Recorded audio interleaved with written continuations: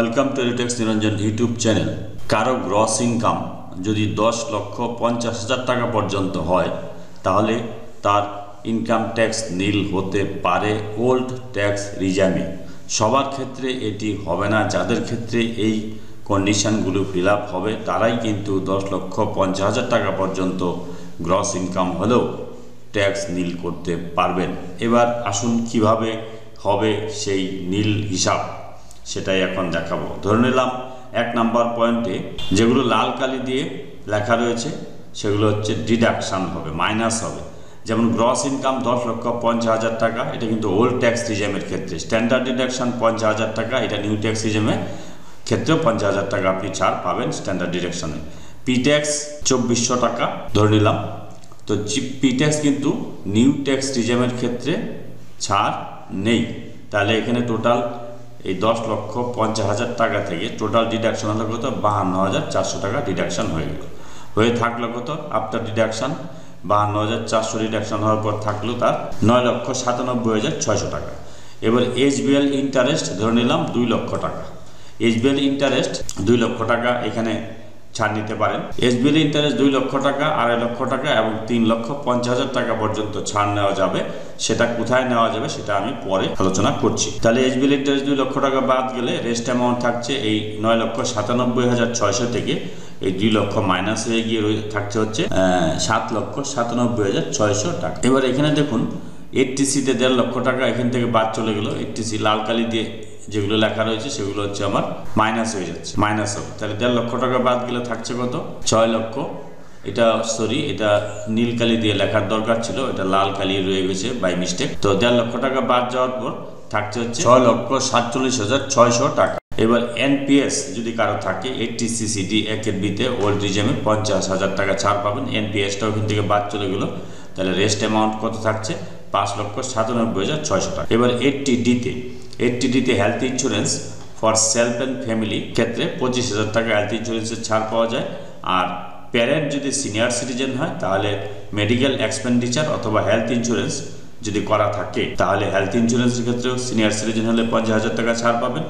অথবা health insurance করা যদি নাও থাকে সেক্ষেত্রে মেডিকেল এক্সপেন্ডিচার 50,000 টাকা ছাড় পেতে পারেন। তবে দুটো কিন্তু একসঙ্গে পাওয়া যাবে না। মেডিকেল এক্সপেন্ডিচার এবং হেলথ ইন্স্যুরেন্স দুটো একসঙ্গে পাওয়া যাবে না, যে কোনো একটা আপনাকে নিতে হবে। যদি হেলথ ইন্স্যুরেন্স থাকে তাহলে 50,000 টাকা পর্যন্ত হাইয়েস্ট এখানে ছাড় নিতে পারবেন। যদি হেলথ ইন্স্যুরেন্স না থাকে তাহলে মেডিকেল এক্সপেন্ডিচার পারপাস আপনি 50,000 টাকা প্যারেন্ট সিনিয়র সিটিজেন হলে এখানে ছাড় নিতে পারেন। সেই ক্ষেত্রে প্যারেন্টকে সিনিয়র সিটিজেন হতে হবে এবং কন্ডিশন যেগুলো থাকবে সেগুলো ফিল আপ হতে হবে, অর্থাৎ আপনার প্রয়োজনীয় ডকুমেন্টস থাকতে হবে। 50,000 টাকা যে খরচ করেছেন তার বিল ভাউচার আপনাকে থাকতে হবে। তাহলে এখানে টোটাল হেলথ ইন্স্যুরেন্সের জন্য ছাড় কত গেলো? 25,000 আর 50,000 75,000 টাকা মাইনাস হয়ে যাবে। তাহলে 75,000 টাকা মাইনাস হয়ে গেলে এই যে 5,97,600 থেকে 75,000 মাইনাস হয়ে যাওয়ার পর কত থাকছে? 5,22,600 টাকা। এখানে 5 লক্ষ টাকা যদি এটাকে নিয়ে আসা যায় তাহলে আপনার ট্যাক্স কিন্তু নীল হবে। তাহলে এখানে কিন্তু 5 লক্ষ টাকা আসছে না, 22,600 টাকা বেশি আসছে।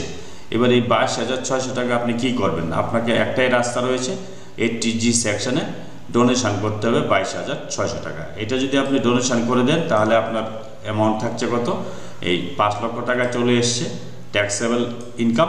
সেখানে ট্যাক্স কত হবে? 12,500 টাকা হবে। আর 12,500 টাকা ট্যাক্স হলে রিবেট পাবেন 87-এতে 12,500, তাহলে ট্যাক্স কিন্তু নীল হয়ে যাচ্ছে। এবার এখানে ডোনেশন প্রয়োজন হবে না যদি কারো ক্ষেত্রে এসবিএল ইন্টারেস্টটা 2.5 লক্ষ টাকা দেখানো যায়, তাহলে কিন্তু তার ডোনেশন করতে হবে না। নিউ ট্যাক্স রিজেমের ক্ষেত্রে এই ক্যালকুলেশনে ট্যাক্স আসবে 62,400 টাকা। তো এবার আমি দেখাচ্ছি এসবিএল ইন্টারেস্ট 3.5 লক্ষ টাকা পর্যন্ত ছাড় পাওয়া যায়। এটা কিভাবে পাওয়া যায় এইটা নিয়ে এখন ডিটেলস আমি আলোচনা করছি। আন্ডার সেকশন 24B-তে 2 লক্ষ টাকা পর্যন্ত আপনি ছাড় নিতে পারেন। 80E সেকশনে আপনি অতিরিক্ত 50,000 টাকা ছাড় নিতে পারেন। তো এটা কাদের ক্ষেত্রে অ্যাপ্লিকেবল হবে? 80Eটা, এই 80Eটা কাদের ক্ষেত্রে অ্যাপ্লিকেবল হবে সেটা এখন আমি বলছি।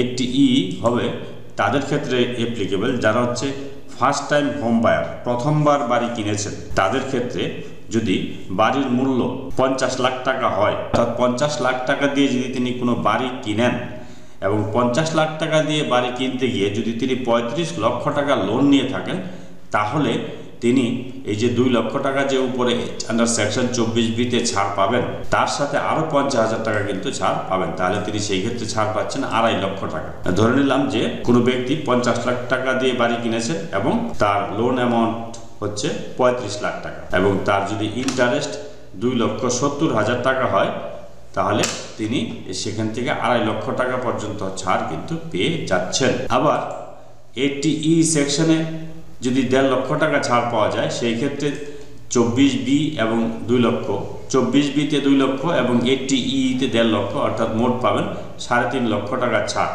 তো 80E সেকশনটা কি?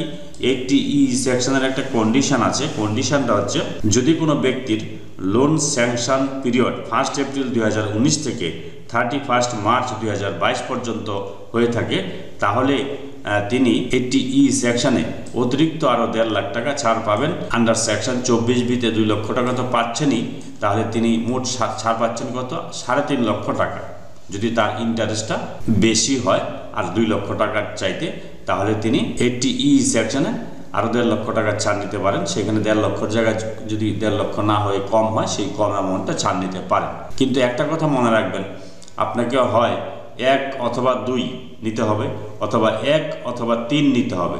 80E সেকশনে 50,000 টাকা যিনি ছাড় নেবেন, তিনি কিন্তু 80E সেকশনে 1.5 লক্ষ টাকার ছাড়টা পাবেন না। এখানে দেখুন বলা রয়েছে আইদার 1 + 2 2.5 লক্ষ টাকা হবে, অথবা 1 + 3 3.5 লক্ষ টাকা হবে। Condition apply. এই কন্ডিশনগুলি স্যাটিসফাই করলে আপনি 24B সেকশনে 2 লক্ষ টাকার সাথে 80E-তে আরও 50,000, অর্থাৎ টোটাল 2.5 লক্ষ টাকা ছাড় নিতে পারেন, এবং 24B 2 লক্ষ টাকার সাথে 80EE সেকশনে আরও 1.5 লক্ষ টাকা ছাড় নিয়ে মোট 3.5 লক্ষ টাকা পর্যন্ত ছাড় নিতে পারেন। যদি কারো ক্ষেত্রে এখানে 2.5 লক্ষ টাকা ছাড় বা 3.5 লক্ষ টাকা ছাড় হয়, তাহলে এই ক্যালকুলেশনে কিন্তু ডোনেশন না দিলেও চলবে। এই ডোনেশনটা না দিলেও চলবে, তাহলেও কিন্তু তার ট্যাক্স নীল আসবে। এটা হিসাবটা আমি আপনাদের দেখালাম, এইভাবে আপনারা হিসাব করে দেখবেন। আশা করি আপনারা উপকৃত হবেন। যদি ভিডিওটি ভালো লাগে, please like, share and subscribe this channel to get notification of the next update. Thanks for watching this.